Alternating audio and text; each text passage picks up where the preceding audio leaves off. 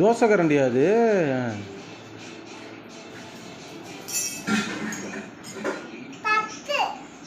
ஏய், யாருக்கு போடுவ சாப்பாடு?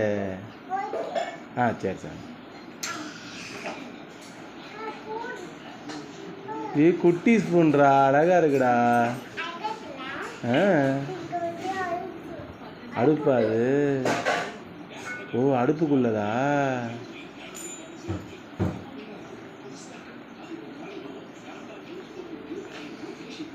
அவ்வளோதானா? முடிஞ்சா?